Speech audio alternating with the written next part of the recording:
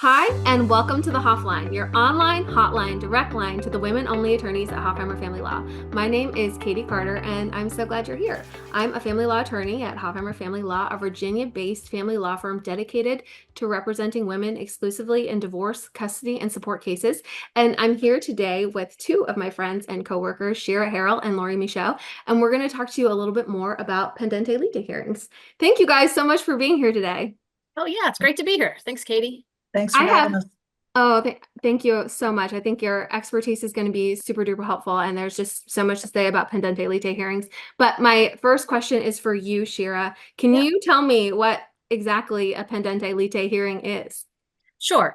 So a pendente lite hearing is just a fancy Latin word for a temporary hearing. So generally, this happens in the very beginning after the divorce is initially filed, a few weeks after the divorce complaint is served. We have this hearing, and in most cities, these hearings can be about 30 minutes to an hour. And the only issues that are decided are temporary support, in some cities, temporary custody, and then some injunctions like no selling of assets, no harassment. Um, it's really the point of it is to have an order in place so that an amount of money is paid from one person to the other, if that is relevant in the case, or to have a schedule for the kids. So during the pendency of the case, while the rest of the issues are being worked out on a more permanent basis, there are some regulations for the parties to abide by. Yeah, that's often incredibly important, right? Because as soon as the parties start talking about separation, there's no support going back and forth, and we're not sharing Right. bank accounts anymore. And so usually one party or the other is kind of without the resources that she needs to pay the bills and take care of the kids. And this is the answer to that problem.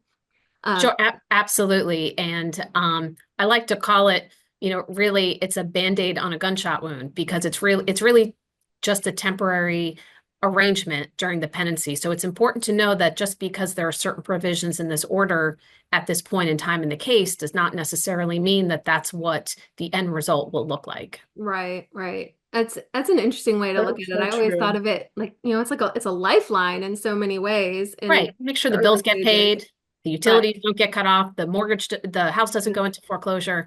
So that's why it's really just to kind of put a pause on things because usually emotions are at its highest at this yes. point. People are pretty upset.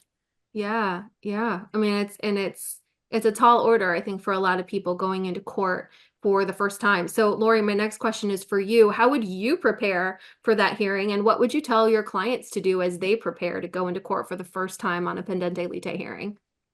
Well, I think one of the challenges is that people are very anxious at this point, and it's hard to help them to access their more rational brains at this point when they're very anxious about everything. But what we really need to do is sort of dive in and get a sense of what their need is.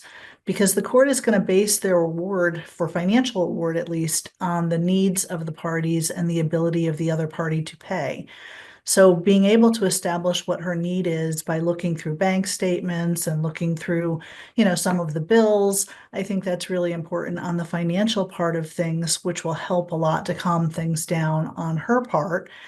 And, even in terms of what the kids' schedules are, if there are children involved, looking at that and looking at his schedule and your schedule to try to figure out a workable parenting time schedule is also fairly important. And I think it's also going to help everybody to calm down a little bit if they have some kind of rules in place that they're supposed to follow, at least while the case is pending and we sort everything out on a longer term basis.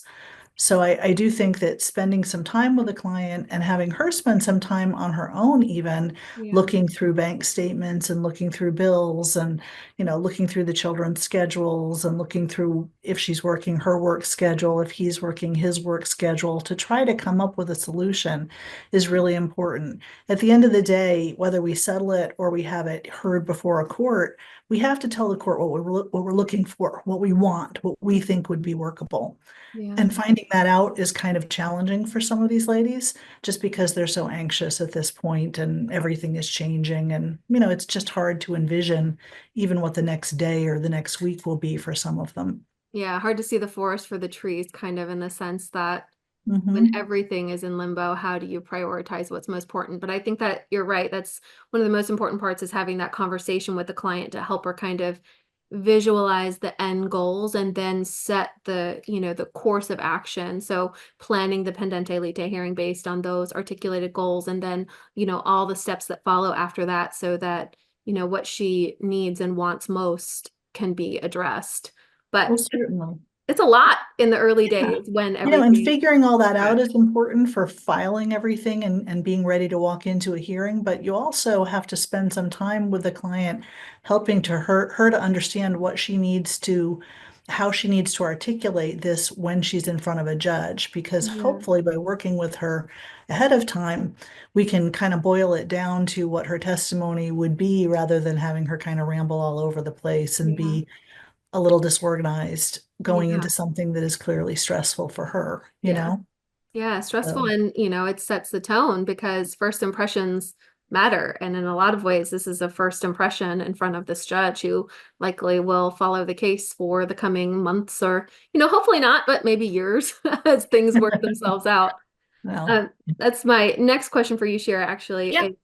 is, do you think that there's a common mistake or a set of mistakes that women make at this stage? Um, well, one thing is absolutely to keep in communication with your lawyer. As Lori said, the most important component to all of this is preparation, and to make sure that you have all the information and your client is prepared. That is super important. Yeah. So responding to emails, providing information on a timely basis is really critical. What I like to do is, if I can, if the husband has counsel, is communicate with that person prior to the hearing to see what issues can we agree on, where do we not agree, is there any room for compromise?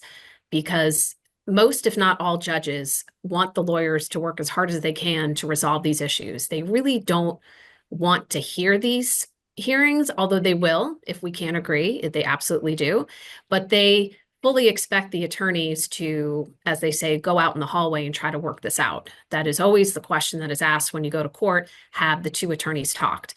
And the judges get annoyed if you report back, no, we haven't spoken yet. And then they send you out in the hallway to try to work it out. So if I have all the information that I need from my client, and hopefully maybe had some time to get some information from husband's attorney, perhaps we can work something out and resolve it, or at least limit the issues where we disagree.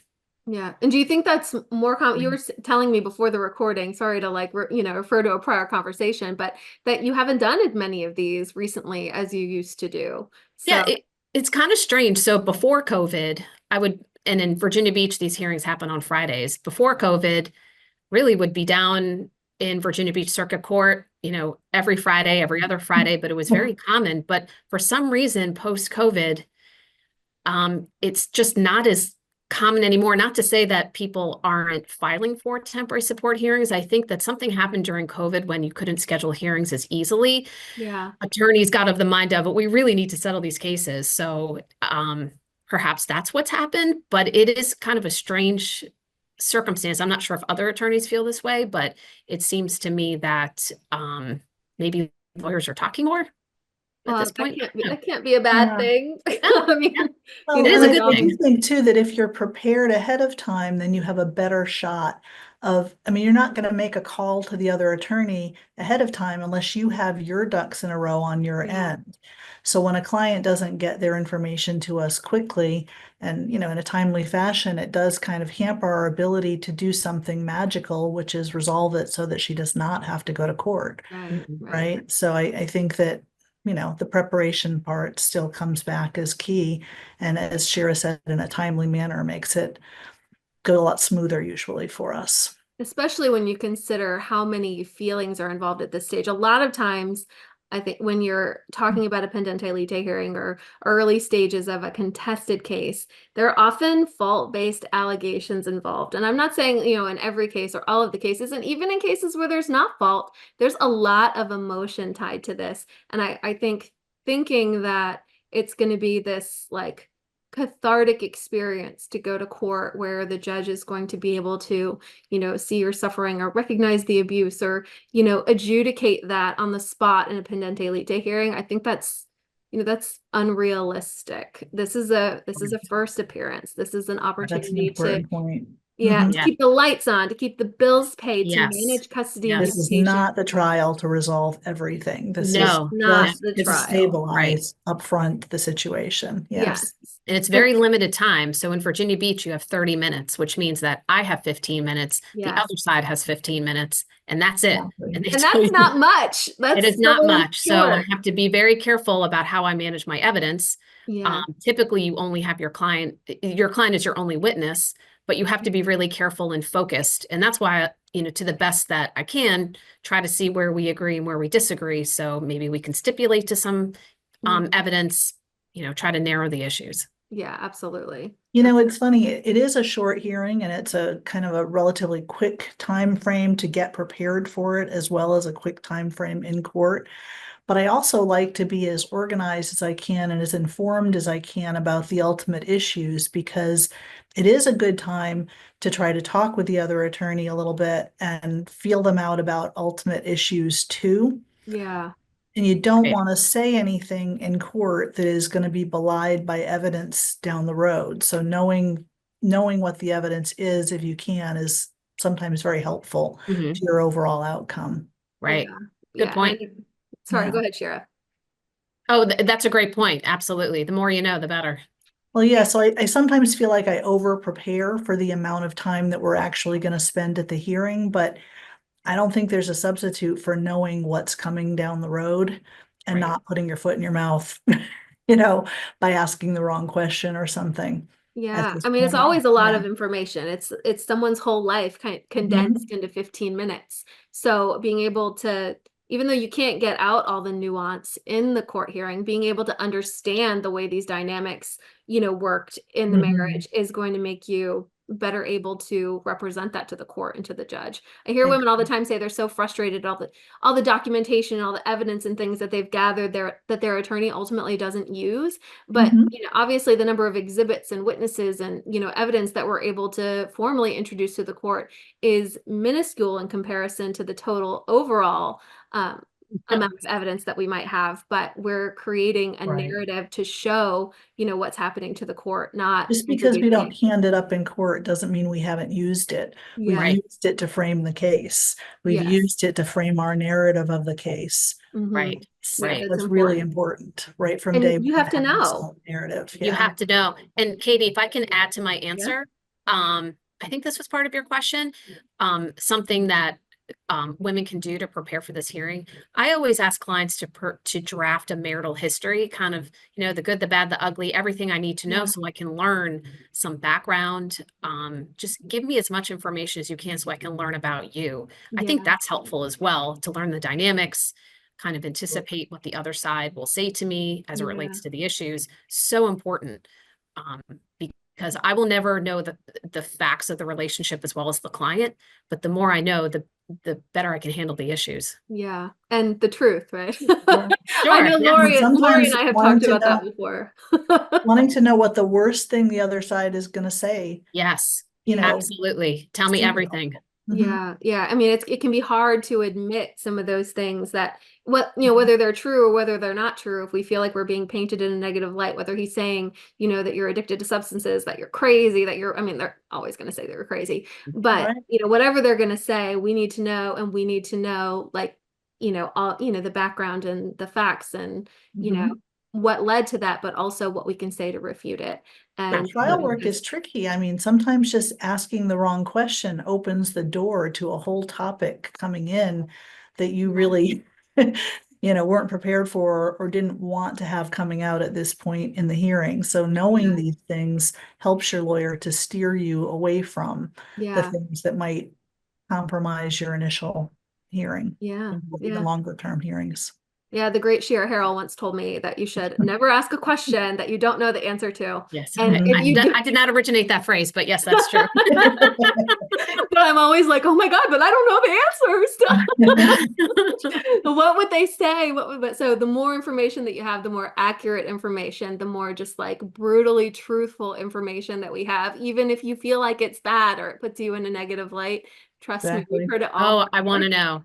Yes, I the always better. ask, what's the worst thing your husband can say about you that's true? Because I want to know, Yeah, because it might be important for me to ask you about it on direct examination so you can explain it, because that takes the sting away yeah, rather than it coming out on cross-examination. Because, and I've had it happen Absolutely. before where a client doesn't disclose important facts to me and I find out about it on cross-examination.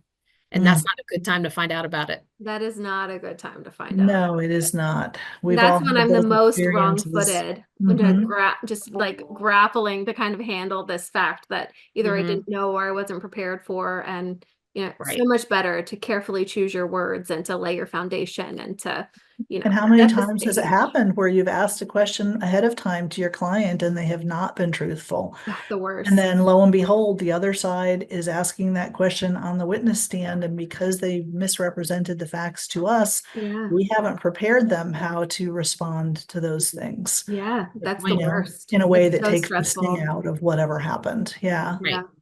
So Yeah. a truthful way, but a way that takes some of the punch out of it, you know? Right. So Right. Yeah, and none of us are perfect, right? Like, so we're all making mistakes all no, the time, especially, when it comes to marriage and children. So you're not alone. We're all making mistakes. We just have to present it the right way. Right. agreed. Yeah. I mean, I Yeah. feel like we've been answering this question the whole time, but I don't know if you have like one biggest best piece of advice, but what's the one thing you would say that a woman can do to set herself up for the most success at her Pendente Lite hearing, aside from all the other great tips that you've What already she can added do to set here? herself up for success or the other way around. For the best possible results. Okay. I mean, obviously preparation, of course, but it's not just the preparation of the documents and that sort of thing. It's a step further. It's being Yeah. prepared to answer questions that we know are going to come up, even on a short hearing like a Pendente Lite hearing. I think that's really key. And even on the financial part of it, many women come in and they just kind of scribble some numbers down on the monthly income and expense form, and they shortchange themselves all the time. And then they are upset because they don't, if we don't go back through and clear up on that, they'll be upset that they didn't get enough money to actually pay the bills because, oh, they forgot about these other bills that didn't show up on 1 month's statements, for example. Yeah, or didn't So average it out over the whole year. Like maybe you only right. have these Right. I expenses of think that's time summer. consuming, but so important in terms of making sure she's adequately protected financially. Yeah. Absolutely. Great advice. Mhm. Mhm. Oh, I have a suggestion also. Good. So for those viewers who are in Hampton Roads, I think the best way to learn about a Pendente Lite hearing is to go and watch one. Yeah. And they, like I said, they happen in Virginia Beach Circuit Court, 9:30 on Fridays, and they're open to the public. It's not a closed court. So if you want to see one in action, I recommend you go down on a Friday, 9:30, and there are 10 courtrooms. You can look at the docket. You will find many divorce cases that are set to be heard on that Friday, and just go from courtroom to courtroom until you find something, and you can watch one in action. And sitting in a courtroom, seeing someone testify, seeing someone be cross-examined, and seeing the judge's reaction, I think is invaluable to Yeah. prepare for your own hearing, because then it'll be less scary. You know where to Mhm. sit. You know where to sit when you're going to testify, and you know what the courtroom looks like. I think it's a great way just to get a little bit more comfortable with the Yeah. process. Or to get And you the get a sense of a quick sense, judge. not only Yeah, of the sure. judge, but of what questions or what answers or what mannerisms don't play well. You might see somebody there that isn't prepared, that is fidgeting in his or her seat, or that, keeps waving their arms around and looking at other people while they're talking. And those kinds of things might take away from your credibility. And I think that seeing this in action really helps. I think Right, that's right. Most cases, though, don't even end up in front of the court. Most of right, the time, they're going to get settled in the hallway. I think it's really important for people to know that we still have to go there prepared because we don't know if it's going to settle. I mean, we try our best to reach out ahead of time and see if we can get it to settle. But if it's not settled with a written order ahead of time, then we have to be prepared to put the case on when you get there. And then there's a sort of a natural disappointment if it settles in the hallway. And I've had some people act as though this is somehow, selling them down the river because they didn't get their day or something, even though we got an excellent result. So I think it's important to be prepared that most of the time it will settle at some point before it Right. gets to the witness stand. It's so hard to reconcile all those feelings, all of those like, Yes. hopes and fears for the moment, all wrapped up in one super anticlimactic event. I think Mhm. my advice would be, I mean, your attorneys are great and they're a great resource, and you should ask your questions and prepare with your attorney. But make sure to take care of yourself, on all fronts, including like if you're really struggling with this, by talking to a therapist or a divorce coach or someone who can help you manage just the emotional overwhelm of the experience. Right. Because I Great mean, advice. I like to think I'm fairly emotionally intelligent and that I do a decent job with this, but I'm not trained in that. And I worry about the clients and their ability to juggle all those feelings and then to show up and be able to sit there without fidgeting or without scanning the room. I mean, it's a hard thing to do. It is hard to be poised under pressure. Certainly And is. it's like a Herculean task for someone who's divorcing and facing your soon-to-be ex-husband, your child's father, your abuser, kind of whatever label you would attach to him, facing him in open court with his attorney for the first time is a lot, a lot. And you don't want to be sobbing. You don't want to be, you know, loudly huffing and puffing when he's speaking. It's hard to control all of those things, but to put yourself in the best possible position to be able to, I know it is a hard thing to do, but to get that additional help while you're navigating the worst part of your case is also critical. Right, right. Great point. Great. And then one last thing I want to Yeah. add is that the expectation from the client's perspective that an order should be written up and signed at court. So if you go with your attorney and they're in the hallway and they're negotiating and you work out a deal, you want to make sure that that deal is put to paper and everybody signs it, because you will put yourself in a terrible position by reaching a verbal agreement. And if someone says, well, I'll just go back to my office and type it up. No, no, you write it Mm-mm. down and everybody signs it. Yeah, no buyer's remorse, no backsies. That is the worst position you can put yourself in, because Yeah. typically there is buyer's remorse, and then you've wasted all that time and money, preparation, time in court, and now you're back to square one. So you have to leave that situation, if you've resolved it, with a signed agreement, for sure. Absolutely. An interesting dynamic, because just like you're really nervous about having to come up and testify, the other side usually is too. And so it creates an interesting dynamic that really does foster a little bit of compromise on the terms of agreement. And as Shara said, they may have buyer's remorse when they don't have that pressure on them that they're about to go forward into a courtroom and testify. So it's very important to get it all written down, because that's a natural pressure to try to get the compromise that you need. Yeah, On absolutely. both sides, really, but yeah, on his side too. is the Well, point. and if you're feeling buyer's remorse later, which I mean it happens, then I would say, talk to your attorney. I think that this is a very vulnerable stage in the divorce process. So, ask your attorney if you're wondering, why didn't we go for this? Why remind me, like, I was under so much pressure. Can you walk me back through this? What might have happened? And I most of the time I think you're going to find that not going in front of the judge saves you money and gets you better results, not worse results, even though you might still feel like there are some points that you didn't get, the best part of the deal on. That's usually the way both parties feel. And this is dividing all the things in a marriage, not, a personal injury case where you're suing an insurance company and you walk away with millions of dollars. It's a very different, I think, feeling from a lot of other kinds of court cases that you may have experienced before. And usually not just like the euphoric high of a major win on all fronts. It can happen, but there is a bit of give and take most of the time. Rarely, Have those rarely. conversations. Yeah. Very We all rarely like does to one think, person get everything and the other person gets nothing. It's usually both people are very unhappy with the judge's decision. And Yeah. that's when you know it's fair. well, Yeah. and it's also interesting that most people think that a judge is this benevolent, wise person who's just gonna know everything and just put down the hammer of fairness as Yeah. they see it. And that really doesn't happen. I mean, Mm. our judges, I think, are caring individuals, and I think that they are intentionally trying to do what they can, but most of them don't enjoy doing divorces. They don't enjoy doing any of this particular practice area. Yeah. They're impatient on it, and you and your husband might have worked out everything but one little point. And I've had judges say, well, if you don't have it all worked out, then we're putting it all on, you Oof. know? And you get something completely different from Yeah. what you hoped to get on all issues. So I think it's really important to be sensible about making compromises too, if you're at that point where you've got almost everything that you want. Yeah. And, it's one or two issues that you're having a little tussle over still, Yeah. Right, great point. All great points. Thank you guys so much. I think this has been incredibly helpful, and I love the interplay that we've all had. I think it's been really Really been interesting fun. and yeah, and dynamic. And I hope everybody's gotten all their questions answered. I just want to thank everybody for tuning in. Thank you to all of our followers.